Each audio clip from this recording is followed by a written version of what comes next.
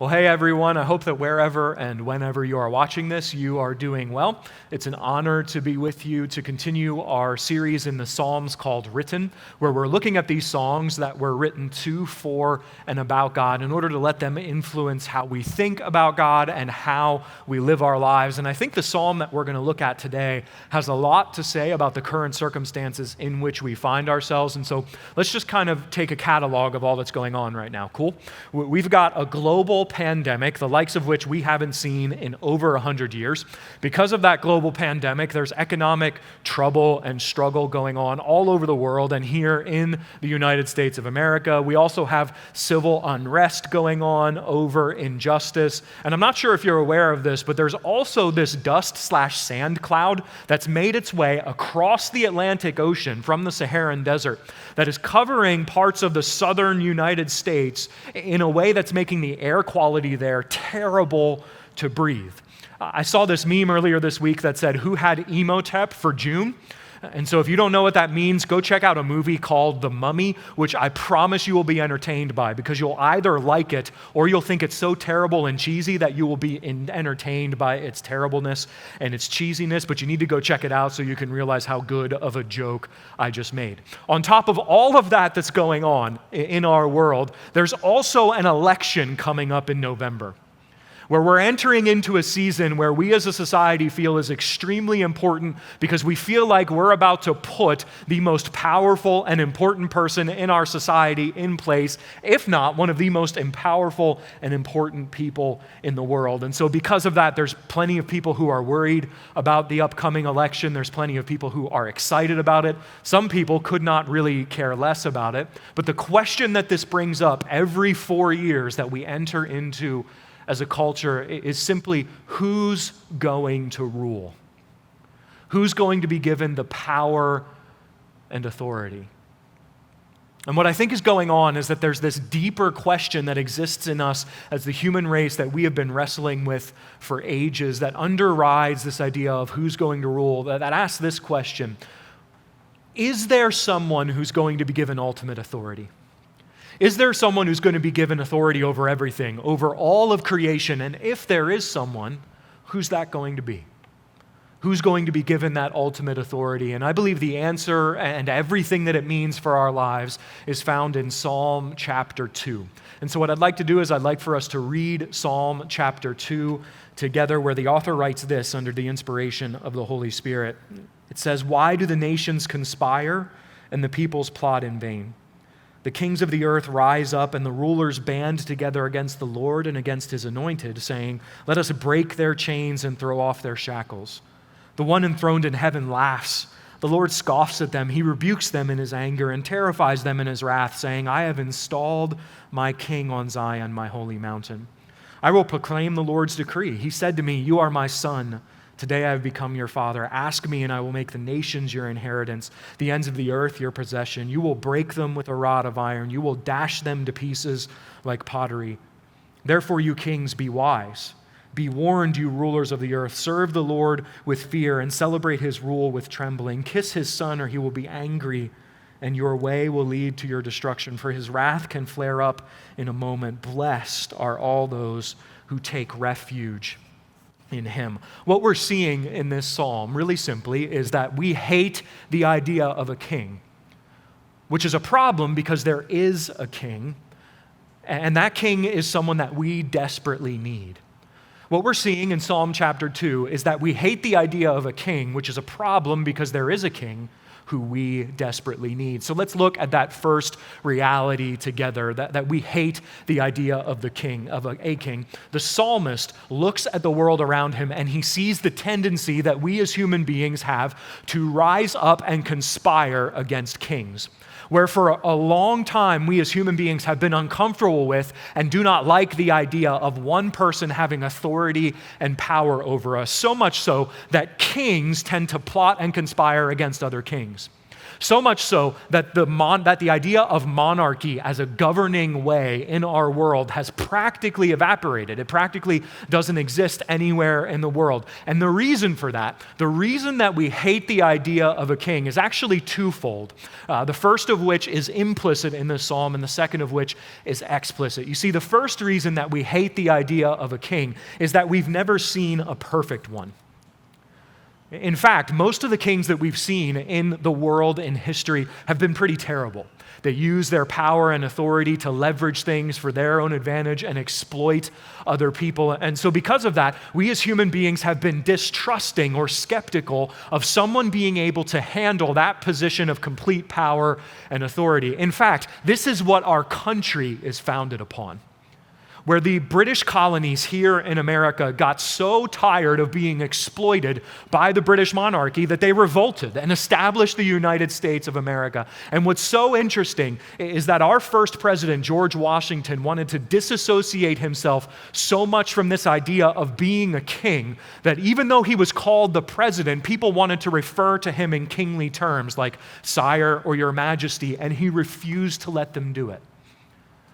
He refused to have anything like what a king is be attached to him because he saw the damage that a king could do in their world. This is why democracy and democratic governing systems have taken root all over the world. We hate the idea of a king because we haven't really ever seen a perfect one or even a really good one, and so we hate the idea of a king in general. Not only that, but the second reason that we hate the idea of a king, we saw in the psalm that we read very explicitly in verses 2 and 3, which said, "Why do the nations conspire and the peoples plot in vain? The kings of the earth rise up, and the rulers band together against the Lord and against his anointed, saying, 'Let us break their chains and throw off their shackles.'" The second reason that we hate the idea of a king is because we do not like authority. Authority is something I think that all of us are familiar with because all of us have to submit to some level of authority in our lives, but if we're honest, we don't like it. We don't like the idea of other people telling us what to do and how to live our lives because we live in an anti-authoritarian age that believes authority is a bad thing. We want to throw off the shackles and the chains that come from other people having authority to tell us what to do in our lives. The idea is that no one can tell you what to do or how to live your life. That complete submission to authority outside of ourselves, outside of our motivations and our desires, any submission to external authority is a bad thing. It's completely unacceptable. Only you know what is best and right for yourself. Only you can determine what is good for you and what's going to bring you happiness and bring you true flourishing. You can see this in the popular phrases that get thrown around in our culture, like live your truth, find your best life, and live it. The only ultimate authority is internal. I sit on the throne of my life and I get to determine how I'm going to live it and the things that I'm going to feel and the things that I'm going to do within it. We hate the idea of a king because we dislike anyone or anything having authority over us. And yet, what's really interesting is that despite our hatred of the idea of a king, we can't seem to escape the concept. Most of our most famous legends and best-selling stories have to do with this idea of there being a king.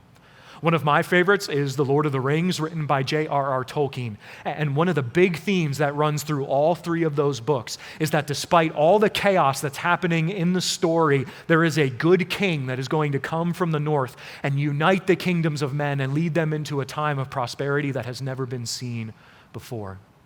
One of Disney's highest grossing films ever is the movie The Lion King, which is so popular that a live-action remake was recently made of that movie that is pretty much identical to the original animated film of the 90s, and yet it's still made millions. And the main plot line of that movie is whether or not Scar is going to keep his tyrannical rule as a terrible king or whether Simba's going to rise up against him and take the throne as the rightful and good king who deserves it. One of the most viewed and highest grossing income television shows of the last 10 years is Game of Thrones, which is all about an empty throne that people are trying to take control of authority and power. What are superhero movies except for the idea that kings and queens are rising up to liberate people from the evils of this world so that they can live their best lives? I don't think I need to keep going, do I? We hate the idea of a king, and yet there's something about it that we're drawn to. So much so that in the world right now where monarchies still exist, they are generally adored. We have global mission partners who live in a country where there still is a monarchy. They still have a king who has no governing authority whatsoever, but there's still a king. And there's still a line of kings to follow after that king, and he's absolutely loved. So much so that before you watch a movie in that culture and in that country, they play the national anthem with the king's picture up there and video footage of him going about his daily life. There's something inside of us that knows that the way it's supposed to be is a good, perfect king who comes to set everything wrong in this world right. And if that's the case, then there's some good news in this psalm, because we see that we hate the idea of the king, but we see some good news that there actually is a king. There is a good and perfect king. We read in verse 2 that the kings of the earth rise up against God's anointed one. And so it's commonly believed that what we're reading here in Psalm chapter 2 is a coronation song. It's a song that would have been sung as different kings of the nation of Israel would take the throne. And so it's about earthly kings. But what we recognize when we read the Psalms is that there are Psalms that use such majestic and glorious language about the king that they're speaking of that it cannot just be an earthly king. That they have to be talking about someone that's greater than any earthly king that we've ever seen. And that's what's going on in Psalm 2. And you see it in that phrase, anointed one, because that phrase, anointed one, actually translates a Hebrew word that is literally just Messiah. It's Messiah. It's the one that Israel believed would come as the king of the world to liberate God's people and establish God's kingdom over all the earth to reign for all eternity. And so as you read the first half of the Bible called the Old Testament, the question keeps getting asked, who is this king? Who is this Messiah? Who is the anointed one that Psalm chapter 2 is talking about? And we find our answer in a story about a woman from a town called Samaria who goes out to a well to draw some water to drink, and she meets a man named Jesus. And as they start striking up a conversation, the woman looks at Jesus and says, I know that Messiah is coming.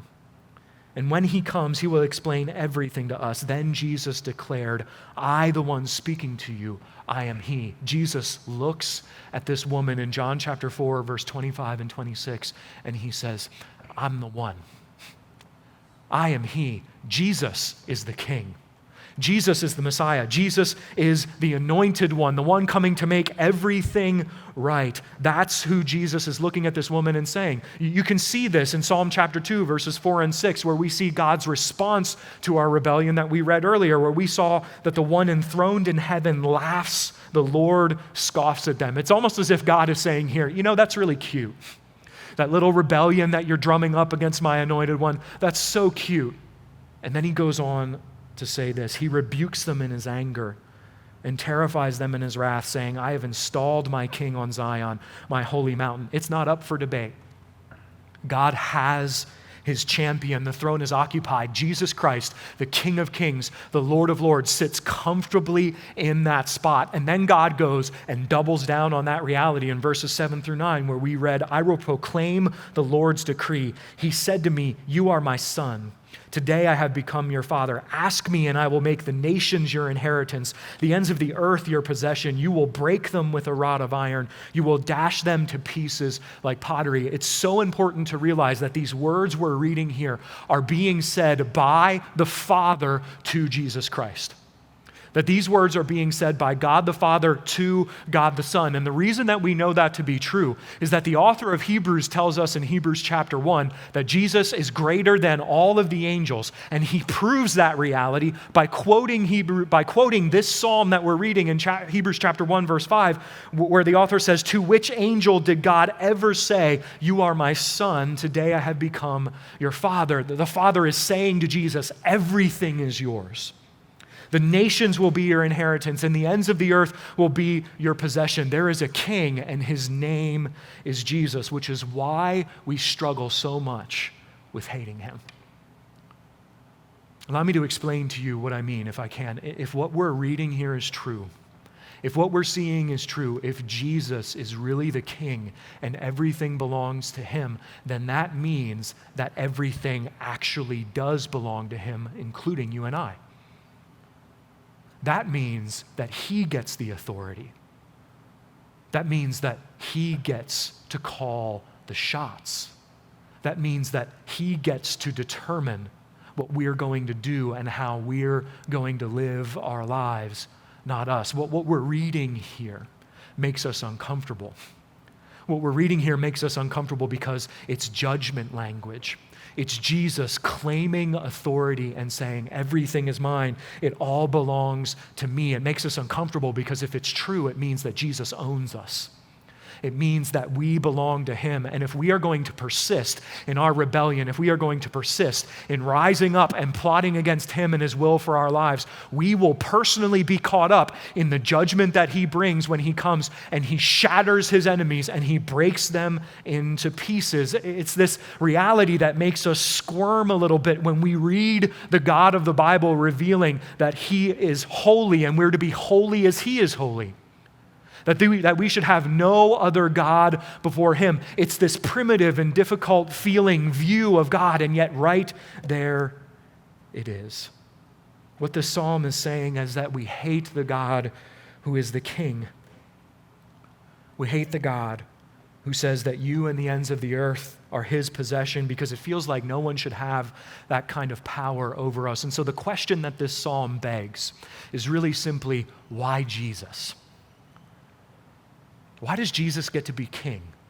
Why does he get to have that level of authority? And there are two reasons for that. The first is that Jesus is God. The reason Jesus deserves to be king and to sit on the throne is because Jesus is God. He's co-eternal with the Father and the Spirit. He's the second person of the triune God of the universe. And that alone is reason in and of itself. Don't miss that. The fact that Jesus is God, the fact that he is that which none greater can be conceived is reason enough that he deserves to sit on the throne. And so it makes it even more amazing that there's another reason he deserves to sit there when you consider what he has done with that authority and that power as king of the universe. There's a really cool story from the life of Jesus where two of his closest followers send their mother to ask Jesus if they can have the two most prominent positions in his kingdom. I kid you not. It's a real story. You can go read it for yourself. And so us millennials weren't the first ones who were taking their parents or their mothers on job interviews with them. And so what happens is this request is made and all the other disciples get really mad. First of all, because they didn't think of it themselves. And second of all, because they believe that they're more deserving of those positions of power than the two guys who had their mom do their bidding for them and ask Jesus to have those positions. And so this huge argument breaks out, and Jesus finally gets them to settle down, and he says this to them in Matthew 20:25. You know that the rulers of the Gentiles lord it over them, and their high officials exercise authority over them. Jesus looks at them and says, you know how terrible it is that the people who are in authority over you use that authority and power to lord it over you and exploit you. And as Western 21st century Americans that I described earlier, we read that passage and we say, absolutely. That's why I hate when anyone has authority over me. And then Jesus says that that's not how things are supposed to be among his followers, that we're supposed to serve each other. In fact, if we want to become great, we must become slaves of other people. And then he makes this mind-blowing statement in Matthew 20:28, where he says, just as the Son of Man did not come to be served, but to serve and to give his life as a ransom for many. The king was here. Jesus came to this earth and put on flesh, becoming 100% human while maintaining being 100% God, and walked among us, only he didn't come to rule. He didn't come to be served. He came to serve by dying for the rebellion that we all participate in against God that we read about in Psalm chapter 2. You see, the Sunday before Jesus died, he enters into the capital city of Israel called Jerusalem, and the scenes are magnificent. Everyone is singing his praises. Everyone is rejoicing and celebrating that the king has finally arrived. And as you read it, you're supposed to remember the great coronation ceremonies of the kings of Israel of old.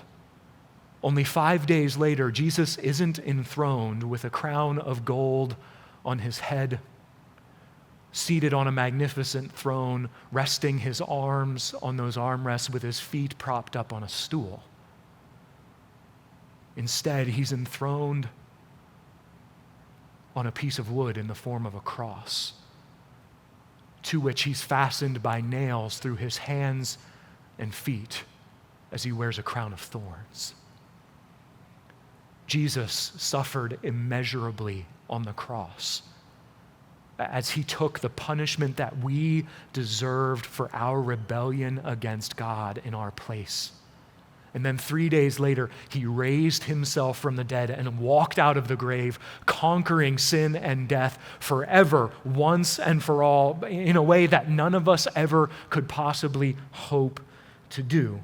You see, Jesus deserves to be the king because when he came to earth the first time, he did not come with the rightful power and authority that he had, but he laid those things down and humbly served us by dying on a cross to pay for the rebellion that we participate in against God. You see, the reason we struggle with hating the idea of the king so much is because we've never seen a king like Jesus. We've never seen a king who's perfect in love and justice and righteousness and holiness. We've never seen a king do for us what King Jesus has done for us. And so I would humbly submit to you that because of the fact that Jesus is not only God, but he served us by dying on a cross for us, he is more than worthy of deserving to sit on the throne. He's more than worthy of being king, and he's more than worthy of coming back someday to judge the living and the dead. I know we hate the idea of a king, especially the idea of a king who is going to come back and judge us. But I would submit to you that part of the reason we hate the idea of that king so much is because we don't realize that he is more just and holy and mighty and powerful and gracious and merciful and loving than we could ever possibly imagine. That's why, despite the hatred of the king that is, we desperately need him. Please don't miss that.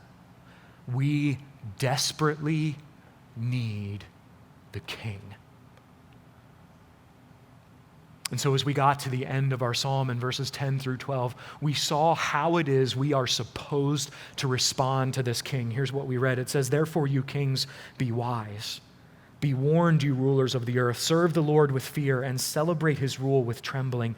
Kiss his son, or he will be angry, and your way will lead to your destruction, for his wrath can flare up in a moment. Blessed are all who take refuge in him." We're told, stop in your rebellion. Be wise and listen to the warning that God is giving you here. Stop living in your plots against him because you need the king. And the reason that we need the king is found in that little phrase in verse 12 that says, we will be led in our way to our destruction. The psalmist is making the point that if we continue in our rebellion against God, which is called sin, that if we continue in our rebellion and our sin against God, it will lead to destruction of other people in our lives and ultimately will lead to our own destruction. And that is something that I believe every single one of us have experienced personally,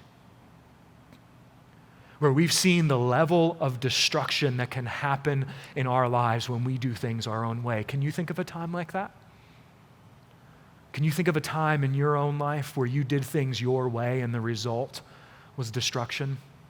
I remember a very vivid time from my own life where I was hanging out with a group of my friends, and I was operating with the mentality that because they were my friends, I got to treat them pretty much however I wanted to. And so as we were hanging out, I called one of my friends something that I will not repeat because there might be kids in the room with you and it wouldn't be good. I did things my way. I did things the way that I thought I should be able to, and spoke to my friend the way that I thought I was rightfully able to do so because they were my friend, and the result was destruction. My relationship with that friend was never the same because what I said to them hurt them that much, and that's what the psalmist is getting at here. That when you and I do things our way, when we live our truth, when we do what seems good to us, the result will inevitably be destruction. Other people will experience destruction in their lives as they're caught up in our selfish decisions. And ultimately, it will lead to our own destruction because God will give us what we want. He will give us a reality where He leaves us alone eternally, separated from Him, left to the destruction that is caused when we live in our own way. You know this.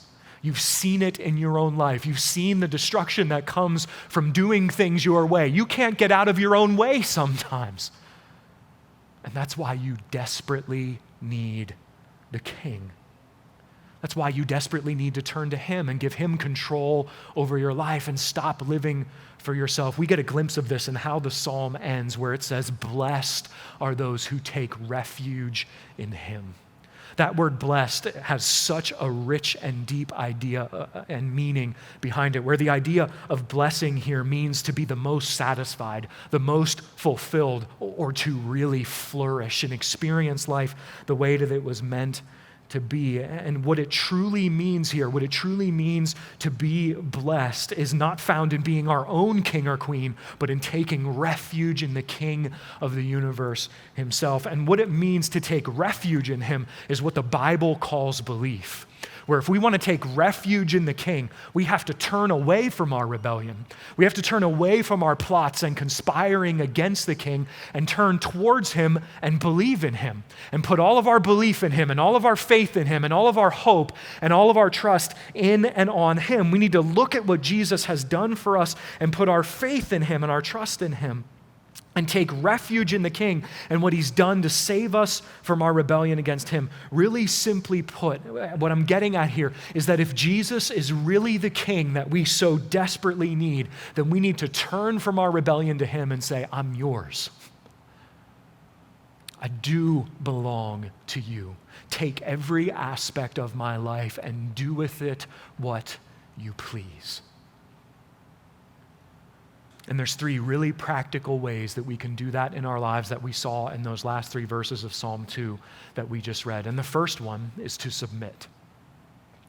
If you and I want to take refuge in the King, then we need to submit. Verse 11 said, "Serve the Lord with fear and rejoice with trembling." What it means to take refuge in Jesus is to serve Him, is to submit to His will for our lives. What that means in one sense is that Jesus gets to define how I'm going to live my life.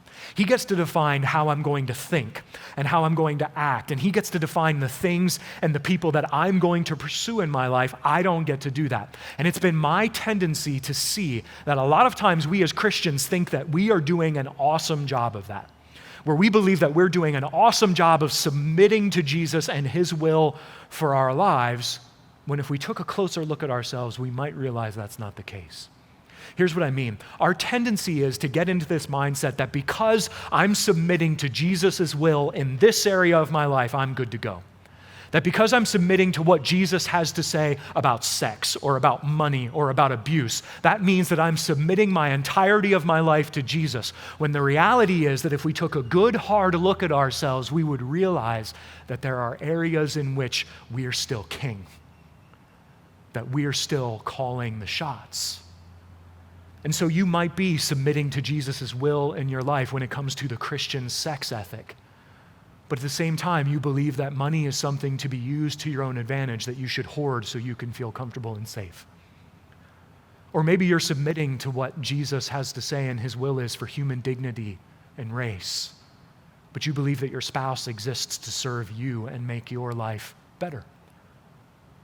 You see, I'm convinced that it doesn't matter how long you have personally known Jesus as your Lord and Savior, if you will take a good, hard look at your life and at your heart, you will quickly realize that there are places where you're still sitting on the throne, where you're still king or queen of your own life, where you're the one calling the shots and you haven't submitted to Jesus' will.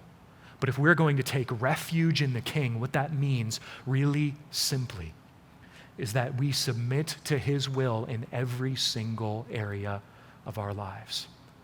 And so the first way that we take refuge in the King is we submit to him. The second way that we see in our passage is that we revere him.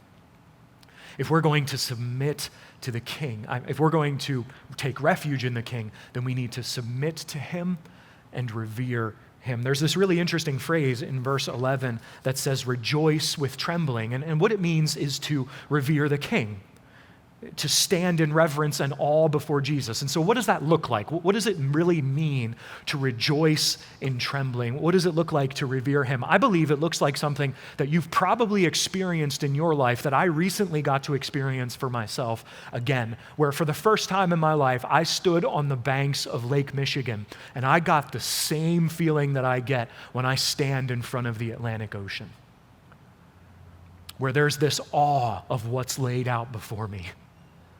There's this reverence of this thing that is bigger and more powerful than I could ever possibly be. And there's this feeling of being drawn into the majesty of what I'm experiencing.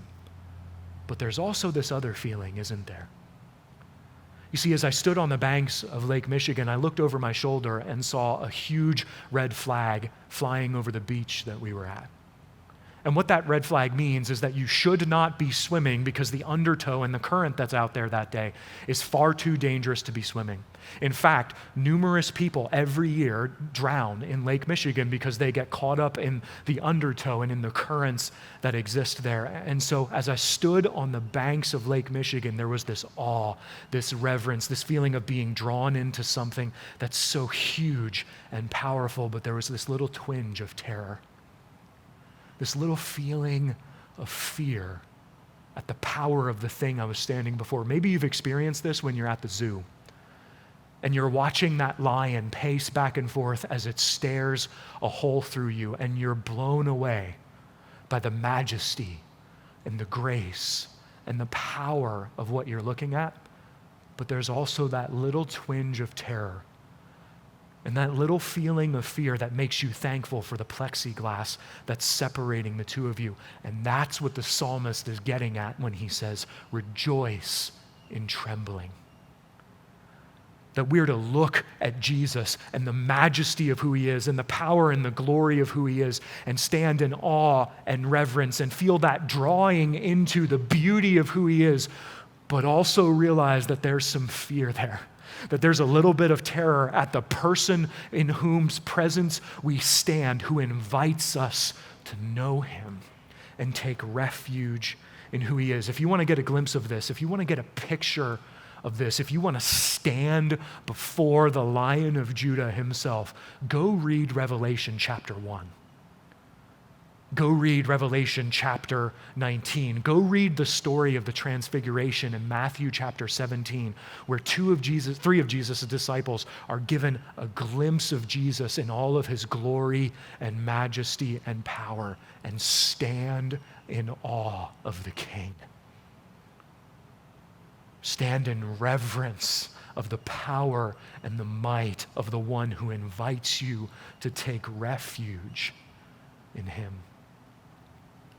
So if you want to take refuge in the King, you need to first of all submit to him. You need to secondly revere him. And then lastly, you need to rely on him. If we want to take refuge in the King, we need to submit to, revere, and rely on him. Verse 12 starts by simply saying, kiss the Son. Kissing the king in the ancient Near East was a sign of reliance on the king. In fact, what people would often do is they would go into the king's presence and they would kiss the ring that was on his finger as a sign of submission to him, but also a sign of relying on him to provide and protect to provide and protect them. And so if we want to take refuge in Jesus, then what we need to do is make sure that we are relying on him in our lives and nothing else. That is so important because we as people have a tendency to enthrone different things in our lives. We have a tendency to look at different things in our lives, whether it be ourselves or money, whatever it may be, and believe that those things are going to be able to provide us everything we need in our lives. And so we enthrone them as the king, as the crown jewel of everything that we're pursuing in our lives. Please do not forget that come the fall. Hear me when I say this and understand what I mean, please. Donald Trump is not the answer, and he's not the king. Joe Biden is not the answer, and he's not the king. This season of COVID-19 has gone such a long way of revealing this reality to us, where for so many of us, we've learned just how important our safety and our health is, or our freedom is, or our comfort is, or our jobs, or our income. And so our tendency is to look at these things, to look at things like sex, love, and romance, or money, or political parties, and enthrone them in our lives because we believe they're going to provide what we need. They're going to provide the happiness and the fullness of life and the flourishing that we all desire. And the problem is they can't. They're not meant to sit on the throne. They're not meant to do those things for you. The only one who can bear that burden is Jesus. The only one who can bear the weight of your reliance upon him and provide all the things that you wish and desire for your life is the true King himself, Jesus Christ. And so can I just ask you really simply, who sits on the throne of your life? Who have you enthroned? Is it yourself? Is it the results of the election coming up in the fall? Is it your freedom of choice? Is it your income? Is it a vaccine being found? Or is it Jesus? Because what we're seeing here is that if Jesus is the king we so desperately need, then he's the only one who belongs on your throne. If Jesus is the king we so desperately need, then he's the only one that we should look at and lay everything down before him, including our own lives. Have you done that? Are you doing that now?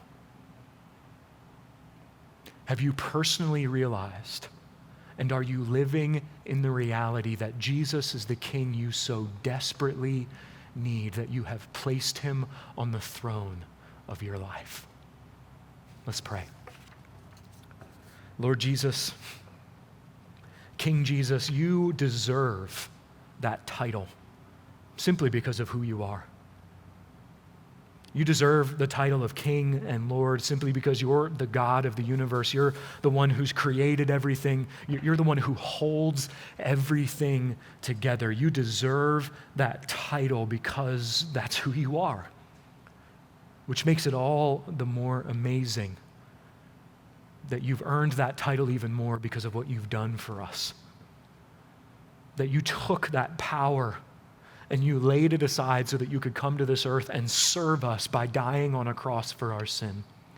My prayer is that we would recognize that there has never been a king greater than you are. That there has never been a king who can stand in comparison to you. That you're a greater king and a greater savior and a greater Lord and a greater person than any of us can possibly imagine or think of in our lives. And that the realization of that reality will break us. Will bring us to our knees before you. Will cause us to run to you and take refuge in your greatness and in your might and in your power.